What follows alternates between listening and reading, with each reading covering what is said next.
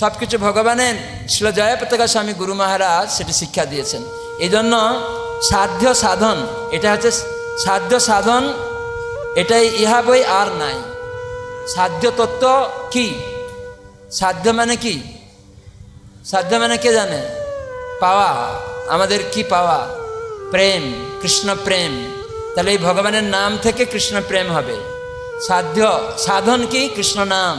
এই জন্য প্রতিদিন কৃষ্ণ নাম করতে হবে, এই জন্য নামট সঙ্গ। আর এইটাই হচ্ছে সর্বসার তত্ত্ব, সর্ববিধ সার। এই তত্ত্ব সর্ববিধ সার, বিধি, এটাই বিধি। তো এখন আমরা আলোচনা করব যে কি করে আমরা সবাই মিলে এই প্রচার করতে পারি। প্রভুপাদ বলেছেন স্ত্রী পুরুষ সকলে, মানে ছেলে মেয়ে সবাই এই প্রচার করতে পারবে। বুঝতে পারছেন?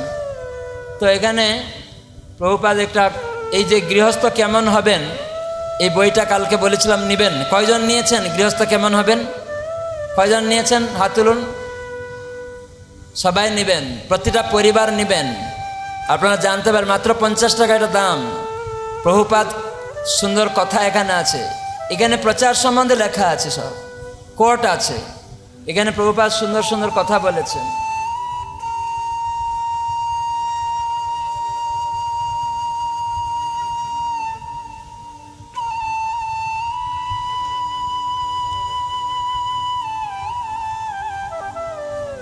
যে প্রভুপাদ বলছেন যে প্রত্যেকের ব্যক্তির কর্তব্য হচ্ছে দ্বারে দ্বারে এই হরিনাম সংকীর্তনকে পৌঁছিয়ে দেওয়া। প্রত্যেকের দায়িত্ব, কর্তব্য। স্ত্রী পুরুষ যে কোনো ব্যক্তি, শিক্ষিত অশিক্ষিত, সবাই যেন এই কৃষ্ণ ভাবনামৃত আন্দোলনকে সকলের কাছে পৌঁছিয়ে দেয়। এই জন্য কাদের দায়িত্ব? প্রভুপাদ বলছেন গৃহস্থ ভক্তদের দায়িত্ব রয়েছে। আমরা ভাবছি যে আমরা কি করব, তো সেই জন্য কী করে করবেন? এই জন্য এই নামহট্ট সংঘ। তো এই নামহট্ট সংঘ সম্বন্ধে আপনারা নামহট্ট পরিচয়ে পেয়ে যাবেন, খুব সুন্দর কথা ওখানে আছে। তো এখন আমি কয়েকটা পয়েন্ট বলবো, সেগুলি আপনারা শুনবেন, ভালো করে মন দিয়ে শুনবেন। তো আমাদের পন্থা হচ্ছে একটা নামহট্ট সংঘ। যখন আমরা থাকব, কয়েকটা বিষয় নিয়ে আমাদের সেখানে জানা দরকার। একটা গৃহস্থ ভক্ত, তারও কর্তব্য, সে যখন তার বাড়িতে পরিচালনা করবে তারও জানা উচিত। আর নামহট্ট সঙ্গে আমরা থাকব, তো সেটাও আমাদের জানা উচিত কিভাবে আমরা থাকব। প্রথম হচ্ছে আমাদের নামহট্ট সঙ্গে 5 থেকে 10 জন সদস্য নিয়ে একটা নামহট্ট সংঘ গঠন করবেন, যেটা মহাপ্রভু বলেছেন 10-5 মিলি নিজ দ্বারেতে বসিয়া কীর্তন করহ সবে হাতে তালি দিয়া। কেউ যেন অজুহাত না দেয়, কেন এই কৃষ্ণ নাম কারো অপেক্ষা করে না। কৃষ্ণ নাম কাউকে অপেক্ষা করবে না যে মৃদঙ্গ করতাল নেই, গায়ক নেই। কৃষ্ণ নাম যে কেউ করতে পারবে, সেজন্য কোনো সোর ভাস নেই, অনপেক্ষ, কোনো অপেক্ষা করবে না কৃষ্ণ নাম। এই জন্য আমরা নামহট্টর সঙ্গে যেন অজুহাত না দিই, ও আমাদের ভালো গায়ক নেই, বাদক নেই, করতাল নেই, মৃদঙ্গ নেই, এটা অজুহাত। তাহলে মহাপ্রভু বলতেন না 10-5 মিলে নিজ দ্বারেতে বসিয়া কীর্তন করো সবে কি করে? হাতে তালি দিয়া। সবাই হরে কৃষ্ণ কৃষ্ণ কৃষ্ণ কৃষ্ণ হরে হরে রাম রাম রাম হরে হরে। সবাই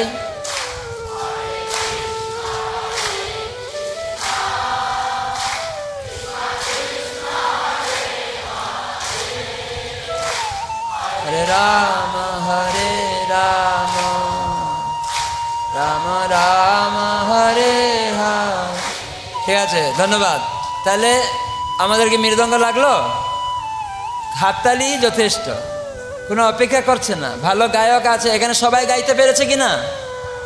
কেউ বললো যে আমি গাইতে জানি না? কেউ বললো? তাহলে আমরা নামহট্টর সঙ্গে বলে আমাদের ভালো গায়ক নেই, এই জন্য আমাদের প্রচার হচ্ছে না, তা না, এটা অজুহাত। হাততালি দিয়ে যদি আমরা 5 জন মিলে দাঁড়ে দাঁড়ে হরিনাম করি সপ্তাহে সপ্তাহে, তাতেই পশু পাখি কীট পতঙ্গ সহ সাধারণ মানুষেরাও উপকৃত হবে। একদিন তারা সব ভক্ত হয়ে যাবে, বুঝা গেল? তো সেজন্য নামহট্ট সংঘ যে বসে আমরা এইগুলা নেই সেগুলা নেই এরকম বলবেন না। সেজন্য 10 জন 5 জন মিলে একটা সংঘ করবেন, আর যখনই 10-15 থেকে বেশি হয়ে যাবে দুটি ভাগ করে দেবেন, দুটা গ্রুপ হয়ে যাবে। এইরকম প্রত্যেকের কর্তব্য নিজেদের নামহট্ট সংঘ বাড়ানো, নতুন নতুন ভক্তকে তৈরি করা। সেগুলি করতে গেলে আমাদের তারা কি করে চলবে, তো সেজন্য আমাদের নামহট্ট সংঘ গঠন করা হলো। ওই সংঘেতে একটা কেন্দ্রবিন্দু থাকতে হবে। আপনারা কি মনে করেন নামহট্ট সংঘের কেন্দ্রবিন্দু কে? হাত তুলে বলুন, কে সংঘের কেন্দ্রবিন্দু কে? পরমেশ্বর ভগবান শ্রীকৃষ্ণ হচ্ছেন নামহট্ট সংঘের কেন্দ্রবিন্দু, আর গুরুদেব, বুঝে গেল? প্রভুপাদকে আমরা কেন্দ্রবিন্দুতে রাখছি। তো সেজন্য প্রভুপাদ সমগ্র বিশ্বে ইস্কনের ভক্তদের সারা জীবনের জন্য শিক্ষাগুরু, এটা মনে রাখবেন সবাই। সারা জীবনের জন্য প্রভুপাদ হচ্ছেন ইস্কন ভক্তদের শিক্ষাগুরু। সবসময় আমরা এটা তার যে শিক্ষা থেকে আমরা এইসব শিখছি, প্রচার করছি। তো সেজন্য আমার অনুরোধ যে আমরা যেন কেন্দ্রবিন্দুকে ত্যাগ না করি। কখন মনে হবে এই যে নামহট্ট সঙ্গে বা পরিবারে আমি কেন্দ্রবিন্দুকে ত্যাগ করেছি, কে বলতে পারেন? কখন মনে হবে যে আমি কেন্দ্রকে ত্যাগ করেছি, কে বলতে পারেন? কে বলবেন? কখন মনে হবে নামহট্ট সঙ্গে আমি কেন্দ্রকে ত্যাগ করেছি? যখন আমি স্বতন্ত্রভাবে চলবো, হ্যাঁ কি না? সবাইকে নিয়ে চলছি না মানে আমি জানবো আমি কেন্দ্রকে ত্যাগ করছি। তার মানে একটা নামহট্ট সঙ্গে 10 জন সদস্য সবাইকে মিলেমিশে চলছি না, নিজে স্বতন্ত্র কিছু প্রকাশ করছি, তার মানে জানতে হবে আমি কেন্দ্রতে নেই, হ্যাঁ কি না? এটা বোঝা গেল? তাহলে এই স্বতন্ত্রতাই প্রভু হওয়ার দুর্বুদ্ধিতা, স্বতন্ত্রতাই প্রভু হওয়ার দুষ্ট বুদ্ধি, এটা মনে রাখবেন। তাতে আপনি ক্ষতিগ্রস্ত হবেন।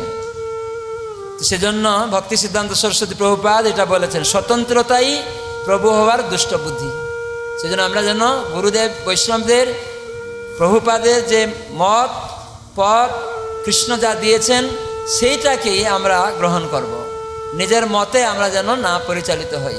তো সেজন্য আমাদের প্রভুপাদ বলে গেছেন যে কৃষ্ণই হচ্ছে আমাদের মূল।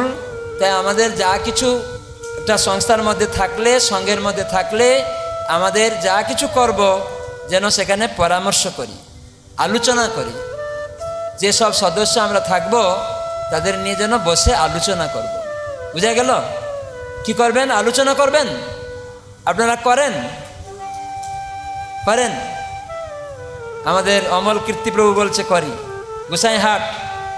গোসাইহাট থেকে এসছে, বলছে আমরা যা কিছু করি পরামর্শ করি।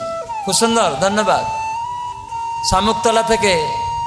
তো সেজন্য আমার অনুরোধ, আপনার এই নামহট্ট সঙ্গে যখন কোনো কিছু করবেন সেটা খাতা কলম থাকবে, আলোচনা করবেন। তো আমাদের 4টি খাতা থাকতে হবে, সবাই লিখে রাখুন। আমি আগামীতে যখন যাব দেখব যে আপনাদের সত্যিকারে প্রতিটা সঙ্গে খাতা আছে।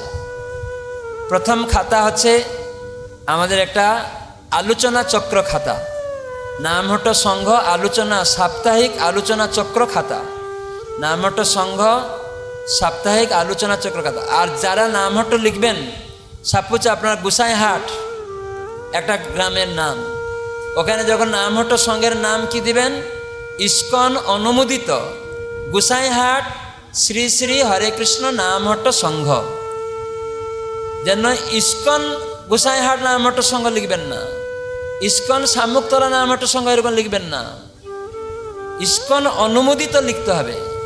অনেক ভক্ত ডাইরেক্ট ইস্কন লিখছে, আবার এই ইস্কন ডাইরেক্ট লিখলে খারাপ, ইস্কন অনুমোদিত লিখতে হবে। মায়াপুর হচ্ছে ডাইরেক্ট ইস্কন, তো এখান থেকে আপনাকে অনুমোদন করা আছে নামহট্ট সংঘ প্রচার করার জন্য। কিন্তু সেখানে ডাইরেক্ট কিছু ছাপিয়ে ফেললাম ইস্কন শামুকতলা লিখে, ওটাতে ক্ষতি হবে আপনাদের, পরে আমাদের ইস্কন সোসাইটিরও খারাপ দিকে চলে যাবে।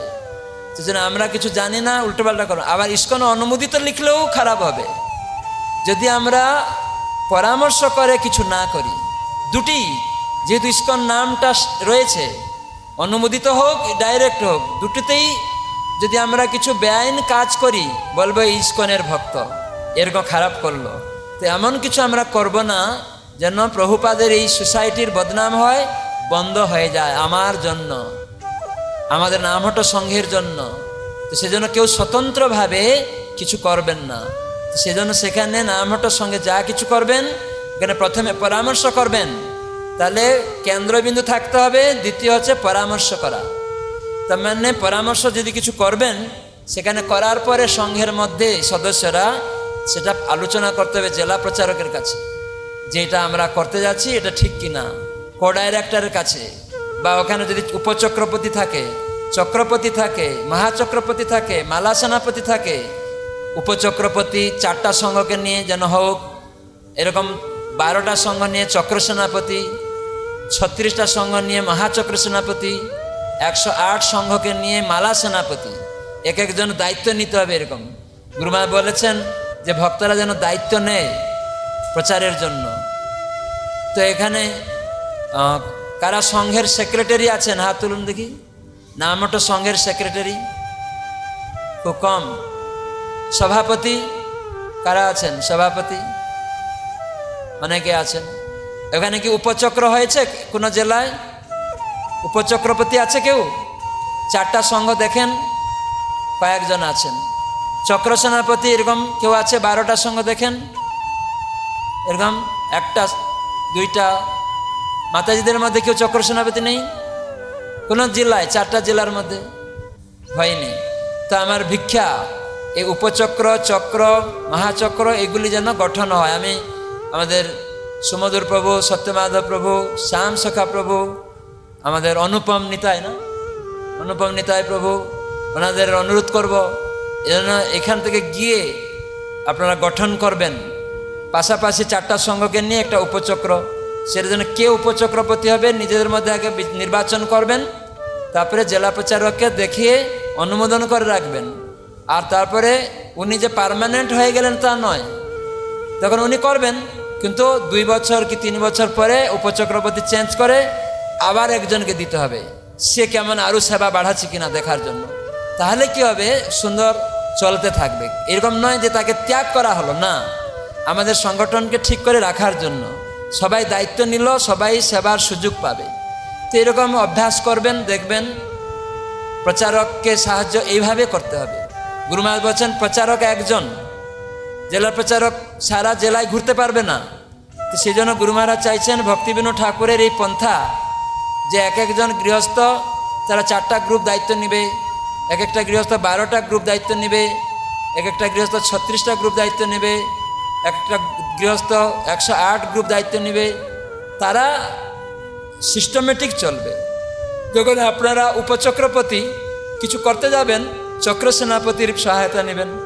চক্রপতি তার 12টা গ্রুপে নিয়ে কিছু করতে যাবে, সে মহাচক্রপতির সহায়তা নেবে। মহাচক্রপতি 36টা গ্রুপের সাথে কিছু করবে, সে তার মালা সেনাপতি যদি থাকে তার সহায়তা নেবে। আর মালা সেনাপতি কিছু করবে জেলা প্রচারকের আন্ডারে, আর জেলা প্রচারক যদি কিছু করবে সে কো ডাইরেক্টরের সাথে পরামর্শ করবে, আর কো ডাইরেক্টর দেখবে এখানে কিছু সমস্যা, রিজনাল ডাইরেক্টরের সাথে পরামর্শ। এই হচ্ছে পন্থা। সেই জন্য রিজনাল ডাইরেক্টর একটা চিঠি দিবে, কাকে বলবে? জেলা প্রচারককে, যে এই কথাটা তুমি সবাইকে জানাও। এখন জেলা প্রচারক কাকে পাঠাবে? মালা সেনাপতিকে পাঠাবে। মালা সেনাপতির দায়িত্ব চক্রগুলিতে পাঠিয়ে দেওয়া, মহাচক্রতে। আর মহাচক্রপতির দায়িত্ব চক্র সেনাপতিদের গ্রুপে দিবে, 4 জন পাবে। আর চক্রপতির দায়িত্ব উপচক্রপতিকে দিবে, উপচক্রপতির গুলির দায়িত্ব প্রতিটা সংঘকে দিয়ে দিবে। সংঘের সেক্রেটারির দায়িত্ব, সভাপতির দায়িত্ব প্রত্যেক সদস্যকে পৌঁছে দিবে। তার মানে এরকম হলে কি হবে? চ্যানেল, তাহলে সব কেউ কারো অসুবিধা হবে না, কেউ বলতে পারবে না এ প্রভু আমাকে জানালেন না তো। সবাই অনেকে জেলা প্রচারকের দোষ দিয়ে দিবে, ও আমাদের এই অনুষ্ঠান হলো আমি জানতে পারলাম না তো। জেলা প্রচারক কতজনকে জানাবে? ও মালা সেনাপতিকে জানিয়ে দিল, মালা সেনাপতি, এইভাবে ক্রমে ক্রমে জানানো হবে। তাহলে কি হবে? সবার সাথে একটা চ্যানেলেই যোগাযোগ হয়ে যাবে।